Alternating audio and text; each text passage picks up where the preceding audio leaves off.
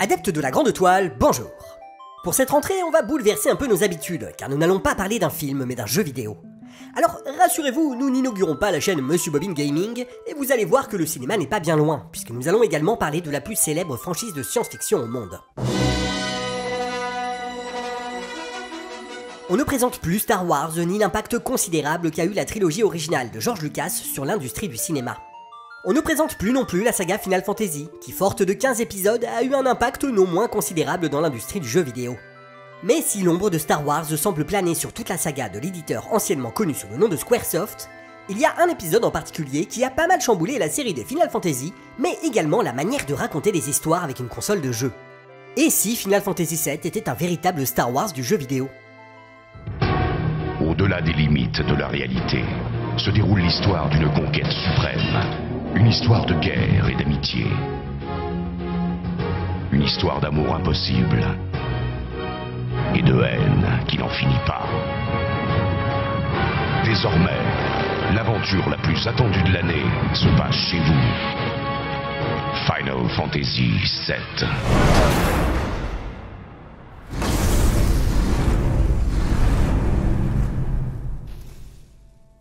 Bon, je ne vais pas vous faire l'affront de vous ressortir le pitch de la Guerre des Étoiles, ni même de revenir sur la genèse de la mythique saga de Space Fantasy de George Lucas. Je pense que tout le monde est à peu près à jour là-dessus. En revanche, pour ceux d'entre vous qui ne sont pas trop portés sur la manette, peut-être est-ce utile de prendre quelques minutes pour parler de la saga Final Fantasy avant d'aborder son 7ème volet. Final Fantasy, c'est une série de jeux vidéo sur console qui appartient au genre du RPG. Bon, grosso modo, le RPG, acronyme de Role Playing Game, est une sorte de transposition vidéoludique du jeu de rôle sur papier. Dans ces jeux, ce n'est pas l'adresse des joueurs qui est sollicitée, car les personnages que vous contrôlez possèdent leurs propres caractéristiques que vous pouvez faire évoluer au fil de votre quête. Par exemple en équipant des armes, des armures ou des objets pour les renforcer, ou encore en accumulant des points d'expérience qui vous permettent de débloquer de nouvelles compétences, de nouvelles magies pour aller dézinguer les ennemis les plus puissants. Les combats font très souvent appel à des systèmes de stratégie, où chacun lance son attaque à tour de rôle, et les RPG proposent des univers riches que vous pouvez parfois influencer par vos choix. Bon, là je vous sors les généralités sur le genre, mais il y a évidemment des exceptions, ainsi que d'innombrables sous-genres ou variations autour du RPG. Last year I called The Legend of Zelda an RPG in a room full of gamers and narrowly got away with my life. L'un de ces sous-genres est le JRPG, c'est-à-dire le jeu de rôle japonais, dont les deux franchises les plus célèbres sont Dragon Quest, édité par la société Enix, et évidemment Final Fantasy, édité par Squaresoft. Si ces deux sagas rivales sont extrêmement populaires au Japon, surtout Dragon Quest, ce n'est pas tout à fait le cas dans le reste du monde. Par exemple, les épisodes 2, 3 et 5 de Final Fantasy n'ont pas été localisés en anglais à l'époque de leur sortie, car ils étaient jugés trop difficiles pour un public de non-initiés. Seuls les épisodes 1, 4 et 6 furent édités en Amérique du Nord en même temps que la sortie japonaise. Ils connurent un succès relativement modeste, et pour combler l'absence des épisodes exclusifs au Japon, Final Fantasy IV a été renommé Final Fantasy II et Final Fantasy VI est devenu Final Fantasy III. Bref, c'est un peu le bordel. Si le genre s'exporte malgré tout en dehors du Japon, il reste relativement destiné à un public de niche, tout du moins jusqu'à la sortie du 7ème volet. En tout cas, en 1987, le succès de la série phare de Squaresoft était loin d'être acquis, car l'éditeur était alors au bord de la faillite, et il fut sauvé in extremis par le carton du tout premier Final Fantasy. D'ailleurs, je pense que vous connaissez tous l'anecdote sur l'origine du nom de la franchise. Squaresoft s'était résigné à mettre la clé sous la porte, et Final Fantasy devait être le dernier barreau d'honneur de la société, sa dernière fantaisie en quelque sorte avant la liquidation. Bon, alors l'histoire est poétique, mais elle a été depuis démentie par Hironobu Sakaguchi, le producteur en charge de la série depuis ce tout premier volet.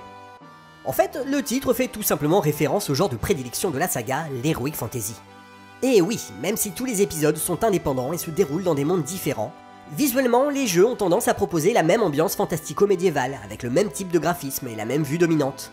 Et quand la franchise s'aventure vers la science-fiction, comme dans le 6ème volet, c'est avec un look steampunk assez soluble dans le genre de l'Heroic Fantasy. Du coup, vous vous demandez peut-être quel peut bien être le rapport entre la série Final Fantasy et la trilogie de George Lucas, mais aussi plus généralement entre ces jeux vidéo et leur graphisme très sommaire et le monde du cinéma. Jusqu'au début des années 90, on pourrait croire que le genre du RPG avec ses dragons, ses mages et ses chevaliers se revendiquait plus de l'univers littéraire de Tolkien et des jeux de plateau comme Donjons et Dragons que des classiques du grand écran. Et pourtant, comme le cinéma, le jeu vidéo est avant tout un art visuel qui évolue sans cesse vers des représentations toujours plus réalistes et plus immersives. Du coup, les développeurs de jeux n'hésitent pas à se tourner vers le grand écran pour puiser leur inspiration. 20 seconds. 19, 18, 17, 16,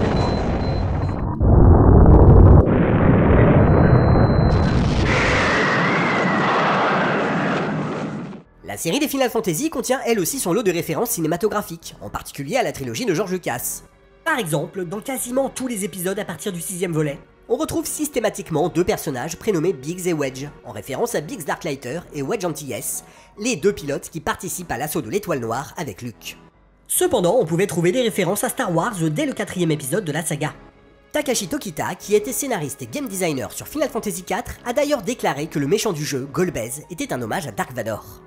On retrouvera bien plus tard dans la série d'autres parallèles avec Star Wars, notamment dans le 12e opus, dans lequel un jeune héros rêve de quitter sa ville natale pour devenir pirate du ciel, et va rencontrer en chemin une princesse qui participe à une rébellion contre un empire maléfique, un pirate arrogant à la Han Solo, accompagné d'un simili Chewbacca en moins poilu, plus sexy et avec des oreilles de lapin.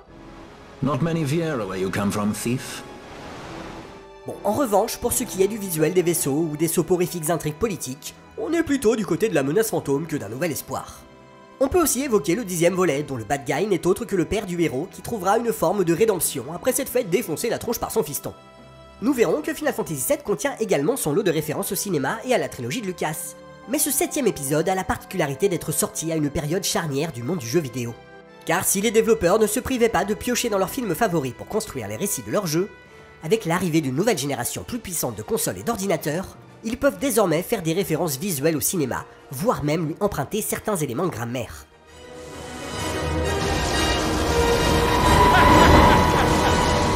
Oh boys! I'm back!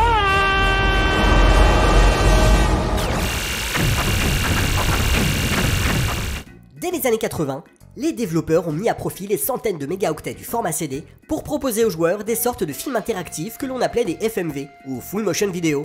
Un genre qui était par exemple très présent sur le Mega CD de Sega, bien qu'il en existait déjà sur PC ou en arcade. Come on, you guys, you gotta help me. Please use the traps.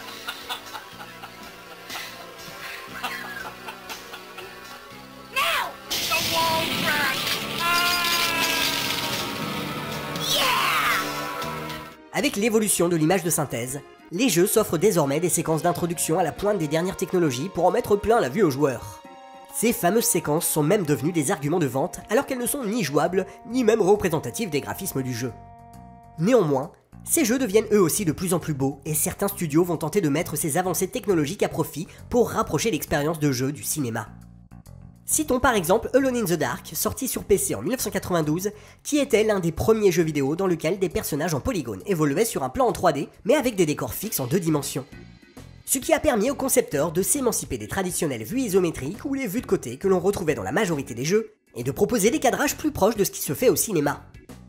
Plus tard, en 1996, on retrouve ce même principe dans Resident Evil, mais avec des graphismes nettement améliorés, et tant qu'à faire avec une séquence d'ouverture en live avec de vrais acteurs. Enfin bon, vrais acteurs, faut le dire vite. No! Don't go! De manière générale, les développeurs de jeux vidéo doivent désormais réfléchir au placement de la caméra, au cadrage, et même au mouvement puisqu'on trouve désormais des jeux entièrement conçus en 3D, comme par exemple Metal Gear Solid, sorti en 1998, qui fut l'un des jeux les plus novateurs de la PlayStation, avec Resident Evil et bien sûr Final Fantasy VII. Bon, vous vous doutez bien que je vous ai fait un tour d'horizon très rapide avec quelques-uns des exemples les plus connus, et vous trouverez des articles ou des vidéos bien plus complètes et bien plus précises sur le sujet. Mais ce qu'il faut retenir, c'est que les frontières entre le jeu vidéo et d'autres formes d'art comme le cinéma ont toujours été bien plus poreuses que ce que l'on a l'habitude de croire. Pour le 7ème volet de sa saga, l'éditeur Squaresoft voyait les choses en grand, en très grand, en beaucoup trop grand pour la Super Nintendo qui avait pourtant accueilli les 3 précédents épisodes de la série. Si vous êtes de ma génération, alors vous vous souvenez peut-être qu'à l'époque on mesurait la puissance des consoles en bits. Bon, on savait pas à quoi ça correspondait, mais on savait que les 8 bits de la NES étaient moins puissants que les 16 bits de la Super NES, qui étaient moins puissants que les 32 bits de la PlayStation ou de la Saturn de Sega, etc. etc. La génération 32 bits a amorcé le virage de la 3D pour les consoles de salon, et on pouvait légitimement s'imaginer que la série des Final Fantasy allait elle aussi profiter de la puissance de cette génération de consoles pour abandonner la traditionnelle 2D de la saga. Nintendo n'entendait pas se laisser distancer dans la course aux consoles et a décidé de damer le pion à Sega et à Sony sur le terrain de la puissance en sortant une console 64 bits, la Nintendo 64. Dans un premier temps, Squaresoft envisage de développer ce 7ème Final Fantasy sur la dernière année de Nintendo et s'amuse même à créer une démo technique pour tester ses capacités en matière de 3D. Mais ce qui va provoquer le divorce entre Square et Nintendo, c'est ce petit machin rond et noir, Le support CD de la PlayStation de Sony, qui comme on l'a vu plus tôt, pouvait contenir énormément plus d'informations que les cartouches traditionnellement utilisées par Nintendo. Bon, je ne vais pas m'attarder sur la querelle entre Sony et Nintendo, sachez seulement qu'il y a eu du sang, des larmes, et que Final Fantasy VII a été clairement la plus importante prise de guerre de Sony. Le choix de support fut même un axe majeur de la guerre que se sont livrés les deux fabricants de consoles par publicité interposée. Nintendo vantait la rapidité du support cartouche qui évitait les temps de chargement, tandis que Sony taclait son rival pour la faible capacité de ses cartouches, en avançant le fait que si Final Fantasy VII était sorti sur ce support, il coûterait 1200 $. Oui, la guerre des consoles à l'époque c'était autre chose, hein. Et le moins que l'on puisse dire, c'est que Squaresoft va tirer parti de cet espace de stockage gigantesque pour l'époque, puisque le jeu Final Fantasy VII tient sur pas moins de 3 CD. La production de ce 7ème Final Fantasy est donc lancée sous la houlette de Yoshinori Kitase, qui était déjà réalisateur sur Final Fantasy VI. Il coécrit le scénario avec Kazushige Nojima, Hironobu Sakaguchi, le papa de la série, également producteur du jeu, et Tetsuya Nomura, qui s'occupe également du design des personnages, remplaçant ainsi l'artiste Yoshitaka Amano qui œuvrait traditionnellement sur la série et dont nous avions déjà parlé dans notre épisode consacré à Vampire Hunter D Bloodlust. Enfin, le score est signé par Nobuo Uematsu, qui est présent depuis le tout début de la franchise. Ce n'est pas moins d'une centaine de personnes qui vont travailler sur ce jeu titanesque. Une équipe dans laquelle on trouve d'un côté les vétérans de Squaresoft et de Final Fantasy qui se portent garant de l'héritage de la saga, et de l'autre une palanquée de nouveaux venus qui vont contribuer à remettre la franchise au goût du jour techniquement et artistiquement. Avant de rentrer dans le cœur du sujet, je pense qu'il est temps de s'intéresser un moment à ce que raconte ce fameux Final Fantasy VII. Bon, rassurez-vous, je ne vais pas vous résumer l'intégralité de l'histoire qui se déploie sur au minimum 25 heures de jeu. Je vais me contenter de vous présenter l'univers dans les grandes lignes, et même là, vous allez voir que ce n'est pas évident à synthétiser. L'histoire se déroule sur une planète relativement similaire à notre bonne vieille Terre, à ceci près qu'il s'agit d'une sorte de gigantesque organisme vivant régi par une énergie spirituelle appelée la rivière de la vie. C'est de cette énergie que sont issues toutes les formes de vie présentes sur ce monde, et c'est à la rivière de la vie que retourne chacun de ces organismes après avoir accompli leur cycle de vie. Des milliers d'années avant l'action du jeu, un peuple nomade, les Cetra, également appelés les Anciens, vivait en harmonie avec cette planète et était même capable de canaliser et d'utiliser cette énergie spirituelle. Jusqu'au jour où le pôle nord de la planète fut frappé par un météore qui forma un gigantesque cratère. Des anciens ayant entendu le cri de la planète se dirigèrent alors vers le cratère pour tenter de refermer cette plaie béante à l'aide de la rivière de la vie. Mais ils découvrirent bien vite que le météore abritait une forme de vie intelligente et malveillante, Jenova. Il s'agit d'une créature venue du fin fond du cosmos qui absorbe l'énergie vitale d'une planète, puis s'en sert comme d'un vaisseau pour explorer l'univers à la recherche d'un nouveau monde à dévorer. Par bien des aspects, Jenova rappelle la créature de The Thing de John Carpenter, puisqu'elle est capable d'assimiler la forme et les souvenirs de ses proies. Et c'est de cette manière qu'elle s'est infiltrée dans le camp des Cetra pour tenter de les détruire de l'intérieur. Au prix de lourdes pertes, les Cetra parvinrent à stopper Jenova et à la sceller dans une strate géologique. 2000 ans plus tard, le corps de Jenova, apparemment inerte, est exhumé par une équipe de scientifiques à la solde d'une compagnie appelée la Shinra. En étudiant les cellules de Jenova, ces scientifiques découvrent comment extraire une énergie en apparence inépuisable du cœur de la planète, l'énergie Mako. La Shinra fonde alors la tentaculaire ville de Midgar, qui est à peine inspirée du Los Angeles de Blade Runner. Cette ville futuriste est divisée en 8 secteurs et en 2 niveaux. La classe dirigeante siège dans l'immense tour au centre de la ville, tandis que les classes moyennes vivent sur les plaques qui constituent le niveau supérieur de Midgar. Enfin, sous ces plaques, les habitants les plus pauvres vivent dans des bidonvilles au milieu des déchets et de la pollution des niveaux supérieurs de la cité. On en arrive enfin à nos héros. Cloud est un ancien membre de l'armée d'élite de la Shinra, le soldat, qui est devenu mercenaire. Par le biais de Tifa, son ami d'enfance, il est employé par le groupe d'éco-terroristes Avalanche, mené par l'imposant Barrett.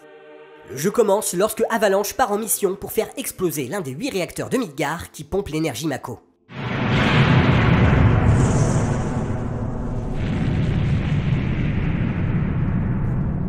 Pourquoi s'en prendre à ces réacteurs ? Eh bien parce que cette fameuse énergie Mako n'est autre que le fluide vital de la planète, la rivière de la vie, qui est en train de se tarir à cause des activités de la Shinra. Au cours de leurs aventures, Cloud et ses compagnons vont rencontrer une jeune marchande de fleurs qui est recherchée par la Shinra car elle est la dernière descendante des Cetra, mais aussi Sephiroth, un soldat légendaire que Cloud admirait mais qui a sombré dans la folie en découvrant qu'il a été fabriqué de toutes pièces à partir de cellules de Jenova. Ressurgissant du passé trouble de Cloud, Sephiroth veut utiliser l'une des magies les plus dangereuses des Cetra, l'invocation d'un météore qui, en créant une nouvelle plaie dans la planète, va libérer une quantité phénoménale d'énergie spirituelle que Sephiroth et Jenova veulent absorber afin de se servir à nouveau de la planète comme d'un vaisseau pour conquérir d'autres mondes. Cloud va donc devoir affronter la Shinra, Sephiroth, mais également son passé qui cache un obscur secret. Bon voilà, ça c'était juste le synopsis de Final Fantasy VII. Tiens d'ailleurs c'est marrant cette histoire de peuplade qui communie avec une conscience planétaire, de gigantesques compagnies privées qui exploitent cette énergie pour en tirer de substantiels profits, d'un héros employé par cette compagnie qui va s'acoquiner avec l'une des représentantes de ce peuple, ça me rappelle vaguement un film, mais lequel? Non je vois pas. Bon tant pis, revenons à nos chocobos.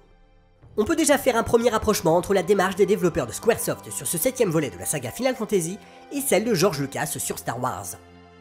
Lorsque Lucas s'est attelé à sa saga spatiale, son coup de génie a été de s'inspirer des récits de chevaliers et de princesses et de les retranscrire dans un cadre purement science-fictionnel. The princess, she's here? Princess? Where is she? C'est ainsi qu'il s'est inspiré de structures narratives, de mythes et de récits anciens et les a habillés des technologies cinématographiques les plus avancées, notamment la Dijkstraflex inventée par John Dijkstra spécialement pour Star Wars, qui permet de reproduire plusieurs fois le même mouvement de caméra et qui a révolutionné les méthodes d'incrustation de maquettes au cinéma. Final Fantasy VII était également à la pointe d'à peu près toutes les avancées technologiques de l'époque. On retrouve ainsi des personnages en 3D évoluant sur des décors précalculés, comme dans Alone in the Dark ou Resident Evil, des environnements entièrement en 3D pendant les combats et des séquences cinématiques bluffantes.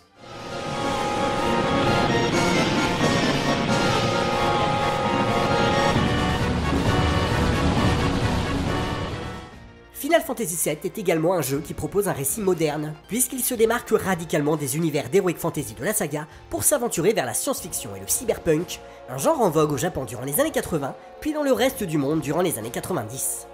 Pourtant, l'ambition de Hironobu Sakaguchi, Yoshinari Kitase et leur équipe de scénaristes n'est pas de faire table rase de l'héritage de la saga, bien au contraire.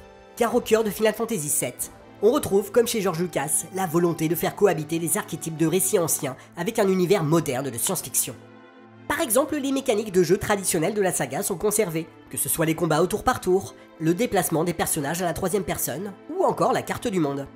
Et comme ses 6 prédécesseurs, Final Fantasy VII puise dans de nombreuses cultures, religions ou mythologies pour construire son univers, comme la cité de Midgar qui renvoie à la cosmogonie nordique, ou le nom de Sephiroth inspiré de la Kabbale. Quant aux personnages, ils ne sont pas si différents des chevaliers et des magiciens des précédents opus. On peut par exemple comparer les 2 personnages principaux du jeu, Aerith et Cloud, à une princesse héritière d'un royaume disparu et son chevalier. Les développeurs s'amusent même de ce rapprochement lors d'une séquence parodique, où Cloud et Aerith se retrouvent malgré eux à jouer les rôles de chevalier et de princesse dans une pièce de théâtre. Ainsi, Final Fantasy VII est une œuvre à l'intersection de plusieurs genres, mais aussi de plusieurs formes de récits, puisque ce 7ème opus va pousser très loin l'analogie avec le cinéma. Comme beaucoup de cinéastes, le réalisateur de ce 7ème volet, Yoshinori Kitase, a été profondément marqué dans sa jeunesse par Star Wars, au point qu'il a décidé de suivre des études en scénario et en réalisation de films avant de se diriger vers la post-production. C'est en jouant au tout premier Final Fantasy qu'il entrevoit le potentiel narratif des jeux vidéo. Dès lors, on imagine sans peine qu'avec l'arrivée de la nouvelle génération de consoles ainsi que du support CD, Kitase pouvait enfin satisfaire ses ambitions cinématographiques à travers le jeu vidéo. Cette ambition apparaît d'ailleurs dans le jeu de manière concrète à un endroit bien singulier. Traditionnellement dans les jeux vidéo, quand vous perdez ou que vos personnages sont vaincus, vous arrivez à un écran qui vous annonce plus ou moins sobrement que le jeu est terminé. Final Fantasy VII n'échappe évidemment pas à la règle, mais l'écran de Game Over est un peu surprenant puisqu'il assimile littéralement le jeu à une bobine de film.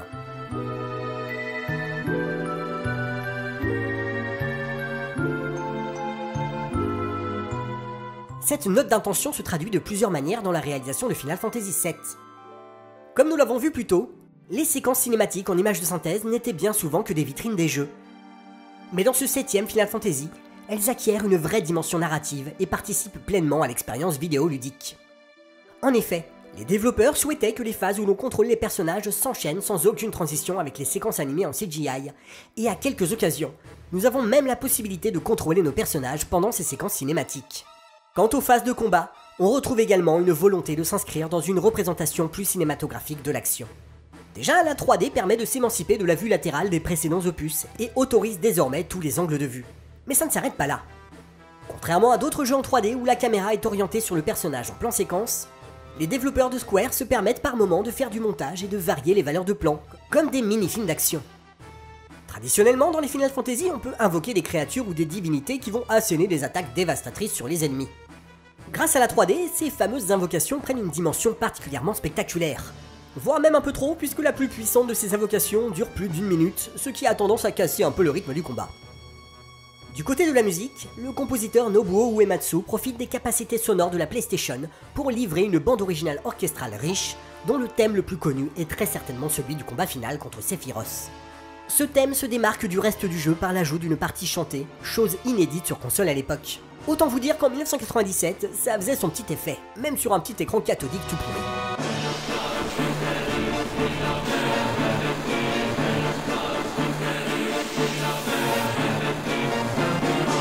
Ce thème, intitulé One Winged Angel, est devenu l'un des plus célèbres du monde du jeu vidéo, et va être irrémédiablement associé au personnage de Sephiroth, un peu de la même manière que la marche impériale avec Dark Vador.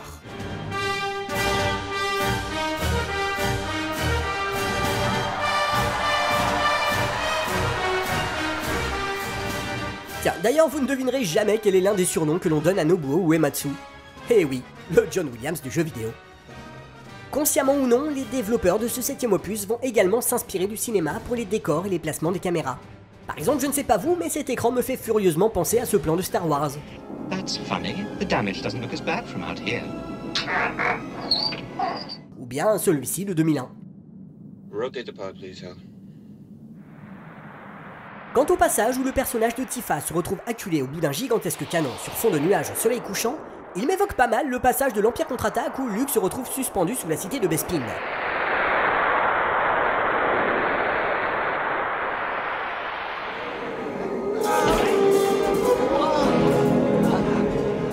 D'ailleurs, les deux personnages sont sauvés à peu près de la même manière par leurs coéquipiers. Quoique dans Final Fantasy VII, on peut également rapprocher ce sauvetage d'une scène de Retour vers le futur 2. Two McFlys with the same gun.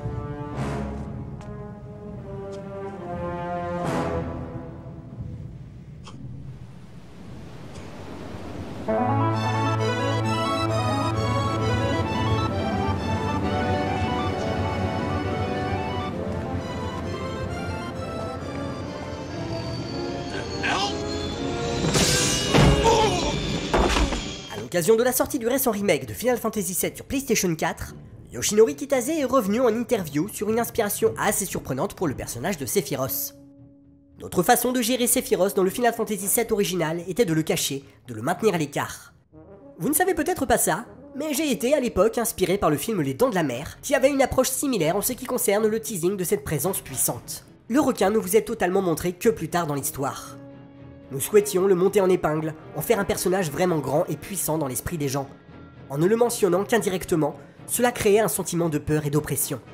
Ainsi, lorsqu'il faisait sa première apparition, c'était vraiment quelque chose d'important.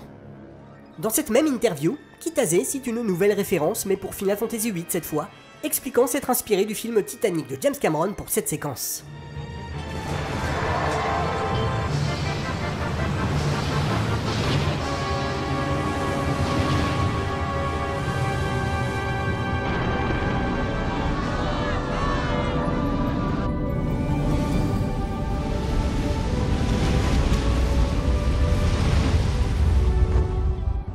Quant à la séquence post-générique du jeu, elle a des petits airs de la scène finale du Roi Lion sorti chez Disney en 1994, que ce soit visuellement ou même thématiquement. En effet, les auteurs de Final Fantasy VII ont déclaré que l'un des thèmes qui charpentent le jeu est la vie et son cycle, que ce soit à l'échelle des personnages ou à l'échelle de la planète. Or, cette scène marque elle aussi le début d'un nouveau cycle, puisqu'elle se déroule 500 ans après les événements du jeu. Les protagonistes sont morts depuis belle lurette, à l'exception d'un seul, dont la longévité dépasse celle des humains, et qui est désormais le dernier témoin de l'aventure de Cloud et de ses amis.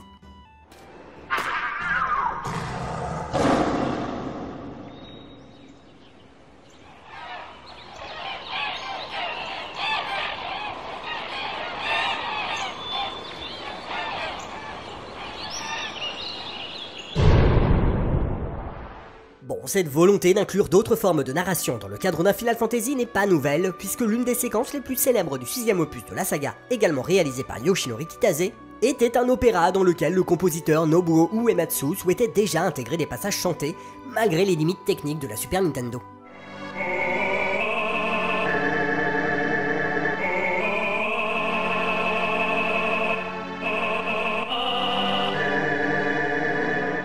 Néanmoins, jamais aucun épisode de la franchise n'a poussé à ce point la fusion entre le jeu vidéo et d'autres arts comme le cinéma que ce 7ème volet, tant dans la forme que dans le fond.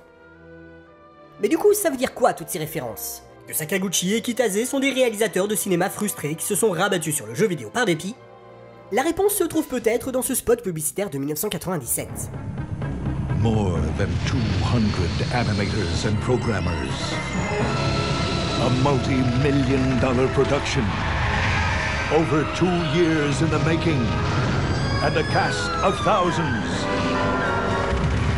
They said it couldn't be done in a major motion picture. They were right. Final Fantasy VII. Et oui, malgré sa production digne d'un blockbuster hollywoodien, Final Fantasy VII est avant tout un jeu vidéo, et si Sakaguchi, Kitase et leur équipe s'inspirent d'autres arts visuels comme le cinéma, c'est pour mieux trouver de nouvelles façons de véhiculer de l'émotion à travers l'interaction spécifique aux jeux vidéo. I have always emphasized visual and sound effects because rather than making my games equivalent to films, I want my games to surpass films. J'ai tendance à penser que si Final Fantasy VII est devenu un carton international au point de populariser un genre typiquement japonais dans le monde entier, c'est pour les mêmes raisons que Star Wars en son temps. Comme nous l'avons vu plus tôt, la spécificité de ces deux œuvres, ce n'est pas d'avoir inventé de nouvelles façons de raconter des histoires, mais plutôt d'avoir su mêler des formes de récits modernes, anciennes, classiques ou populaires en parfaite harmonie. Par exemple, George Lucas a su trouver un équilibre parfait entre des références nobles, dirons-nous, issues de la mythologie, de l'anthropologie ou du cinéma, avec un récit populaire de serial à la Buck Rogers ou à la Flash Gordon. Tandis que dans Final Fantasy VII, la narration cinématographique est parfaitement intégrée à l'expérience vidéoludique, et si le jeu marque une rupture avec les précédents opus, il reste pourtant dans la continuité de la saga. Ce syncrétisme se retrouve d'ailleurs au cœur même des univers des deux œuvres, notamment dans le mélange entre la fantasy et la science-fiction. Et oui, Star Wars et Final Fantasy VII se déroulent tous les deux dans des univers de science-fiction, avec en leur cœur une force magique qui gouverne l'ensemble du monde vivant, la force et la rivière de la vie. Et de la même manière, dans les deux œuvres, on passe de l'intimité des personnages jusqu'à une échelle macroscopique en toute fluidité. Dans Star Wars, l'image qui me semble la plus parlante est ce plan de Luke face aux deux soleils de Tatooine, qui nous fait ressentir la frustration du jeune homme coincé dans la ferme de son oncle, alors qu'un univers gigantesque n'attend que d'être exploré. Dans Final Fantasy VII, cette volonté de relier le microcosme et le macrocosme est présente dès la cinématique d'ouverture du jeu, qui démarre, comme Star Wars, sur un plan d'étoiles, puis s'ouvre sur le visage d'une des héroïnes du jeu, Aerys. De ce personnage, la caméra opère un long travelling arrière jusqu'à montrer l'immensité de Midgar, avant de repartir vers un train dans lequel se trouvent Cloud et les membres du groupe d'éco-terroristes Avalanche pour enchaîner sans aucun temps de chargement sur la première phase de jeu.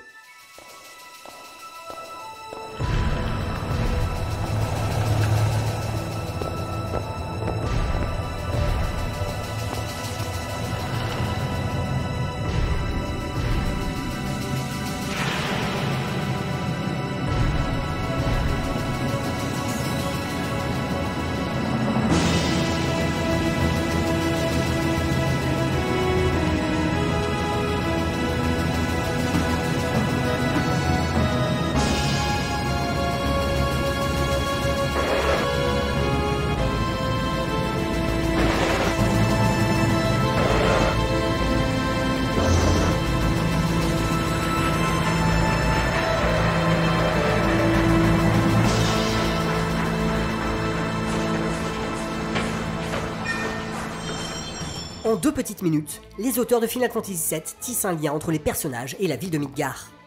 Mais personnellement, ce vertigineux travelling m'évoque également le plan du croiseur impérial pourchassant la navette de Leia au début de Star Wars.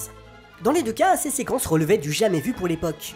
Et dans les deux cas, ces ouvertures définissent l'échelle énorme des enjeux du récit, que ce soit la puissance écrasante de l'Empire ou l'immensité de la cité de Midgar.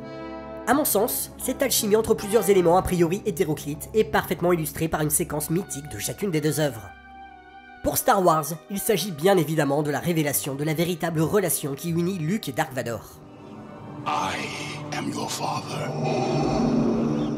Dans un récit moins rigoureux, ce twist tiendrait plus du soap opéra que du space opéra, et on ne serait pas loin d'un sautage de requin, c'est-à-dire de ce moment fatidique où une fiction franchit un cap irrémédiable vers le n'importe quoi, comme ce célèbre passage de Happy Days où Fonzie saute par-dessus un requin justement.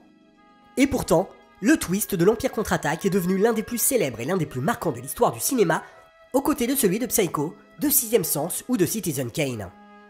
Bon, alors on pourrait faire un épisode entier pour expliquer les raisons qui font que ce twist fonctionne parfaitement, en invoquant notamment le monomythe et Joseph Campbell. Mais depuis le temps, je pense que ce n'est plus vraiment utile. D'autant plus que, comme le film Critulk, je pense que si la saga Star Wars est à ce point populaire, c'est avant tout parce qu'il s'agit d'un récit incroyablement fluide et bien raconté. The movie doesn't work because it apes the basic tropes of a genre. It works because it sticks to the tried and true methods of storytelling. En effet, dans le premier volet, le père de Luke est évoqué à mi-mot et à de rares occasions dans le film. Et pourtant, c'est bien l'absence de ce père qui définit complètement le personnage de Luke. Luke's just not a farmer, Owen. He has too much of his father in him. That's what I'm afraid of.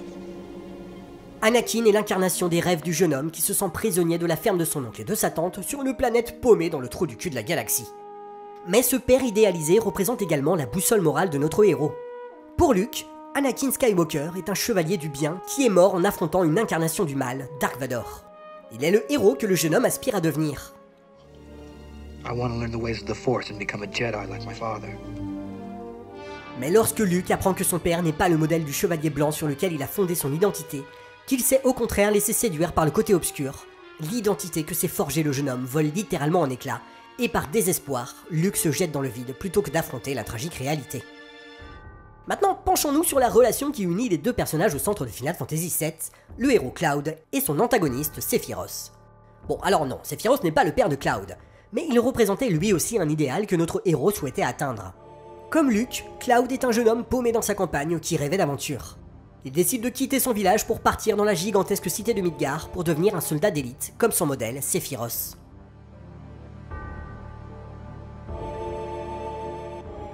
Souvenez-vous, ce dernier est le plus puissant et le plus célèbre membre de cette armée privée à la solde de la compagnie Shinra, mais lorsque Sephiroth apprend que sa vie n'a été qu'un mensonge et qu'il est le fruit des expériences d'un scientifique peu scrupuleux à partir des cellules de Genova, il bascule lui aussi en quelque sorte du côté obscur. Alors, même si Yoshinori Kitase a tendance à citer Star Wars à longueur d'interview, rien ne me permet d'affirmer que ces rapprochements entre Cloud et Sephiroth sont volontairement empruntés à Star Wars. Déjà parce que Kitase n'est pas le seul scénariste aux commandes de cet épisode.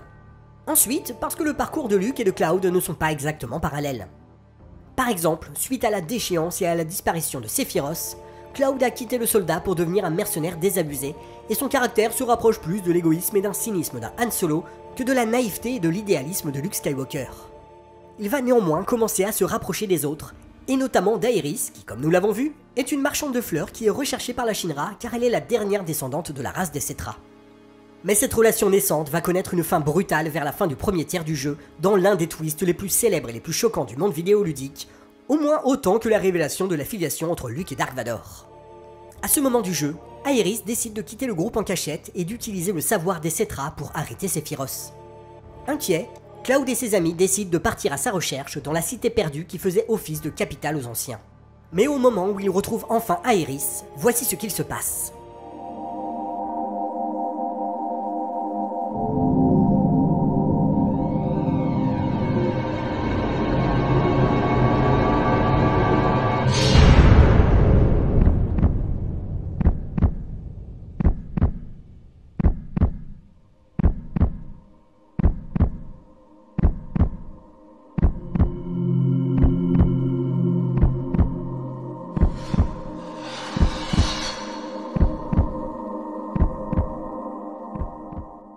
Tout comme pour Luke, cet événement va avoir des conséquences terribles pour notre héros, et il ne faudra pas attendre longtemps pour que le personnage de Cloud ne finisse lui aussi par remettre son identité en question, d'une manière un peu moins métaphorique que Luke, puis d'avoir lui aussi sa scène de mort symbolique. Bon, comme je vous l'ai déjà dit, l'histoire de Final Fantasy VII s'étend sur au minimum 25 heures de jeu, et vous vous doutez bien que j'ai laissé pas mal de détails de côté, comme le fait que Cloud se retrouve à plusieurs reprises sous l'emprise de Sephiroth, qui se sert notamment de lui pour tuer Aerys à sa place, juste avant que Cloud ne reprenne ses esprits. Ou encore que notre héros n'est pas celui qu'il pense être, et que Sephiroth est en fait Genova qui a pris l'apparence de l'ancien héros du soldat. Mais ce qui m'intéresse ici, ce n'est pas de vous démontrer que la structure de Final Fantasy VII est similaire à celle de Star Wars. D'autant plus qu'on pourrait parfaitement refaire le même comparatif entre ce jeu et d'autres œuvres, comme Akira par exemple. Bah oui, les deux œuvres se déroulent dans une cité cyberpunk dans laquelle des scientifiques à la solde du gouvernement expérimentent sur une force qui les dépasse, et finissent par créer un monstre tragique bien décidé à régler ses comptes avec l'humanité.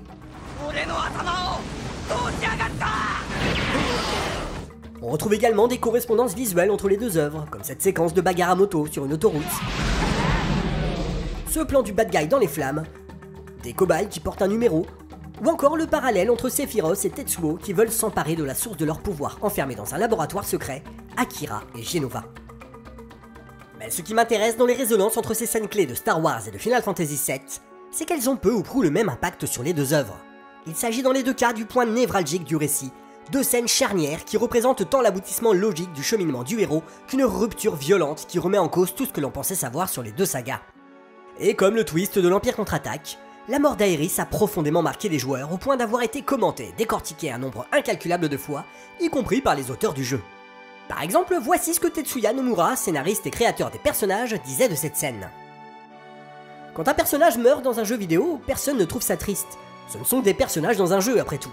Il vous suffit de redémarrer une partie, de réessayer, ou de le ressusciter en quelque sorte. J'avais l'impression que leur vie n'avait pas tellement de poids.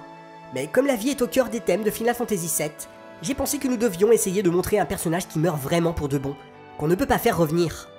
Pour que cette mort ait plus de retentissement, elle devait frapper un personnage important. Nous avons alors pensé que tuer notre héroïne permettrait aux joueurs de s'immerger plus en profondeur dans ce thème. Bon, alors c'est vrai que quand Mario meurt, on verse plus souvent des larmes de rage et de frustration que de tristesse. Mais je trouve que Nomura est un peu injuste. Final Fantasy VII n'est pas le premier jeu vidéo qui montre la mort émouvante d'un personnage. En ce qui me concerne, je me souviens d'avoir lâché une petite larmichette en jouant à mon tout premier RPG en 1991 sur l'écran Rikiki de ma Game Boy avec Mystic Quest. Tiens, et comme par hasard, il s'agit du premier volet de la saga Seiken Densetsu, qui n'est rien de moins qu'un spin-off de la série Final Fantasy. Et tant qu'on y est, le scénario est signé Yoshinori Kitase, dont c'était le tout premier boulot chez Squaresoft. Et dans Mystic Quest, question de mort émouvante, on est servi, parce que quasiment tous les personnages qui accompagnent notre héros dans sa quête finissent par se faire zigouiller ou par se sacrifier. La grande différence, c'est qu'aucun de ces personnages n'était jouable. En effet, ce qui est particulièrement audacieux, voire casse-gueule dans Final Fantasy VII, c'est qu'Aerys est un personnage que nous pouvons contrôler. Comme nous l'avons vu, le fait de pouvoir faire évoluer les personnages est l'un des principes fondateurs du RPG. Ainsi, chaque combat remporté est récompensé par des points d'expérience qui permettent à nos héros d'augmenter leurs statistiques et leurs capacités au fil du jeu. Dans Final Fantasy VII, la résistance, la force, la rapidité ou la puissance magique varient d'un personnage à l'autre, et ils possèdent chacun des capacités uniques. Ils ne sont donc pas interchangeables.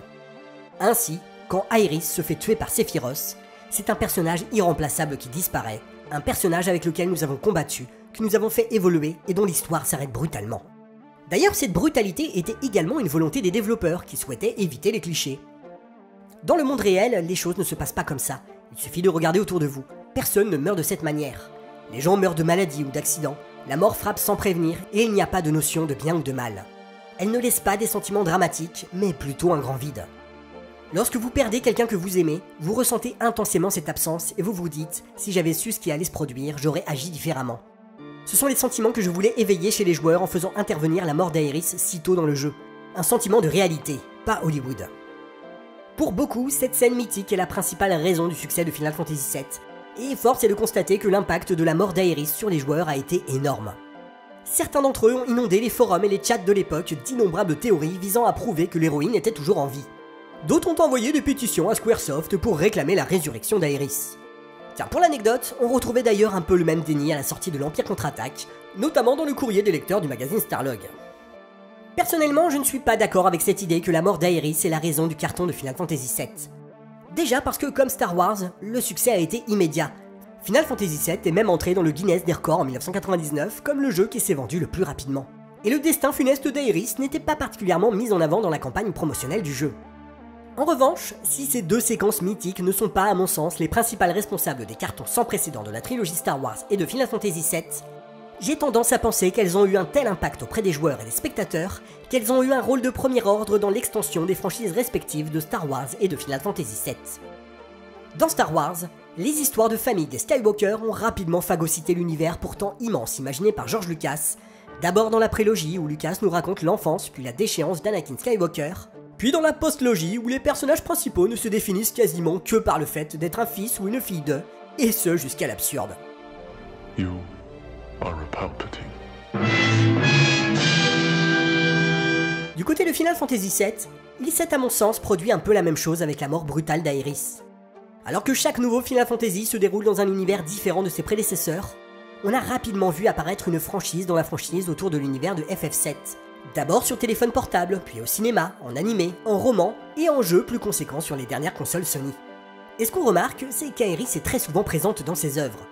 Alors dans le cas de certaines, c'est plutôt logique, puisqu'il s'agit de préquels, comme le jeu Crisis Core sur PSP qui revient sur des événements évoqués dans Final Fantasy VII. Mais en 2005, Aeris fait plusieurs apparitions dans le long métrage d'animation Final Fantasy VII Advent Children, qui fait directement suite aux événements du jeu. Bon, il s'agit plus d'un gros bonbon rempli à ras-bord de fanservice que de la continuité de l'histoire du jeu. Et Aeris n'est pas le seul personnage supposément mort à faire un petit coucou dans le film. Néanmoins, les auteurs d'Advent Children ont trouvé un moyen un peu détourné de la ressusciter en faisant de l'héroïne la nouvelle conscience au cœur de la planète.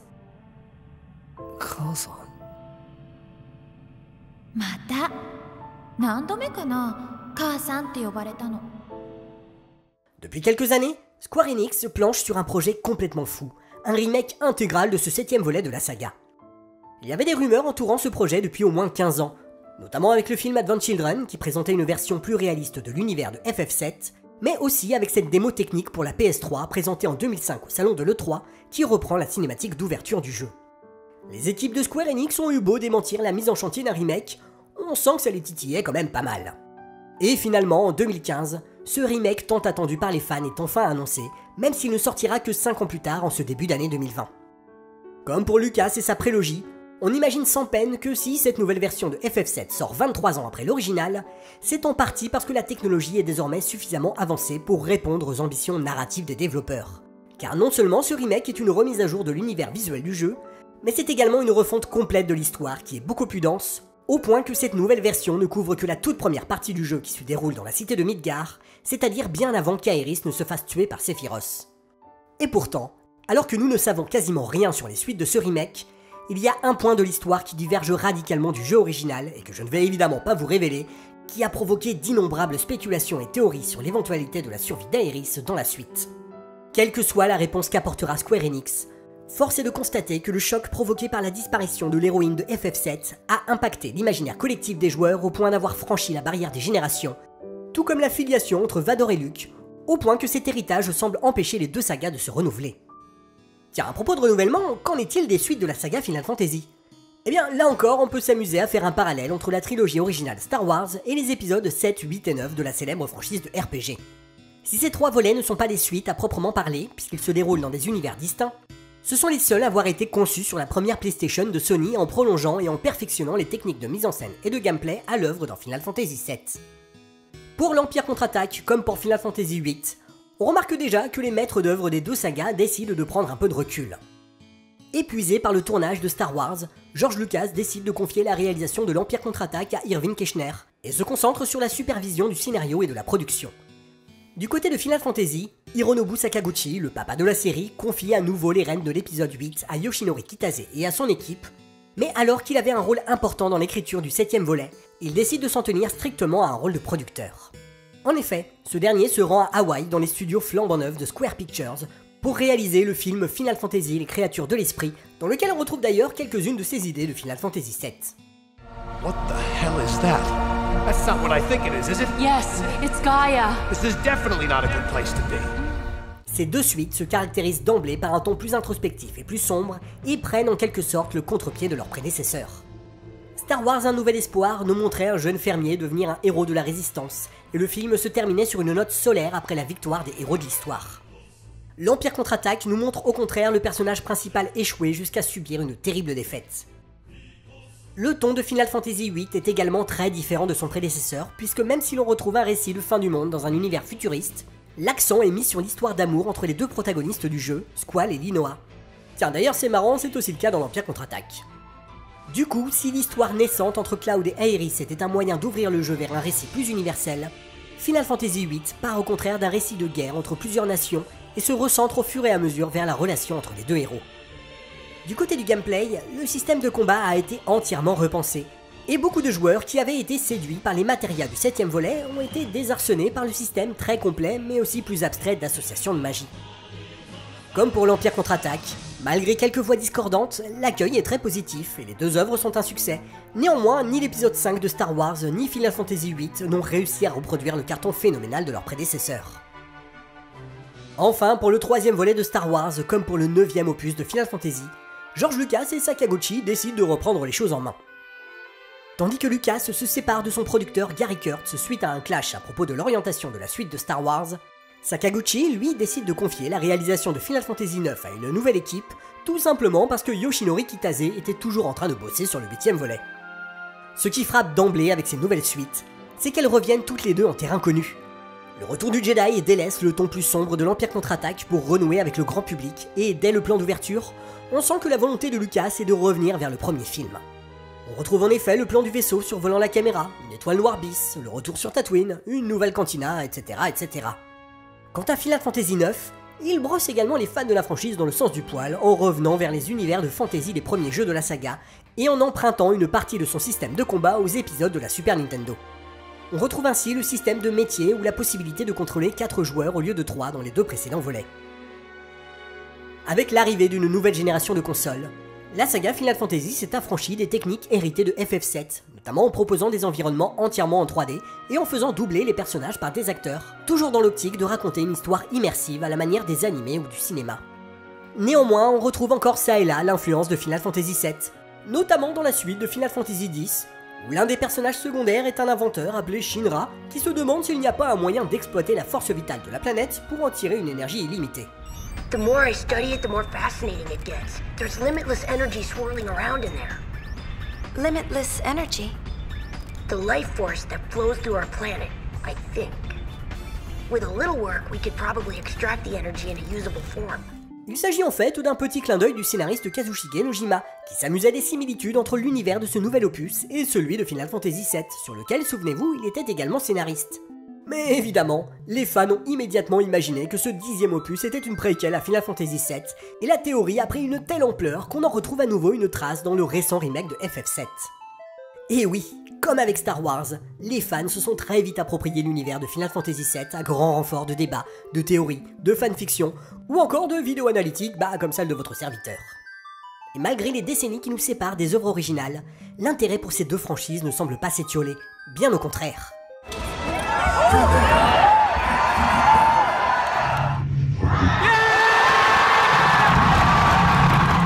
Si l'on trouve autant de résonance entre Star Wars et Final Fantasy VII, c'est avant tout parce que ce sont 2 œuvres qui ont su concilier l'inconciliable. Elles mêlent des formes de récits anciennes avec une forme moderne, elles brassent des références tantôt hermétiques, tantôt populaires, sans jamais les hiérarchiser ni les cloisonner. Ce sont des œuvres au carrefour de plusieurs genres, des œuvres composites qui ne ressemblent pourtant à rien d'autre, des œuvres originales que l'on peut connecter à d'innombrables autres récits, quel que soit le médium, des œuvres parfaitement en phase avec leur époque, mais qui ont survécu au passage du temps pour devenir intemporelles et universelles.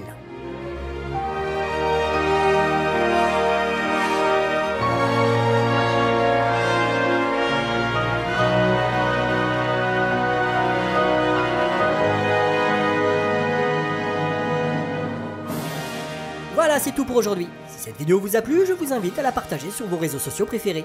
Et j'en profite comme d'habitude pour dire un très grand merci à tous ceux qui nous soutiennent financièrement sur Tipeee ou sur YouTube. A bientôt!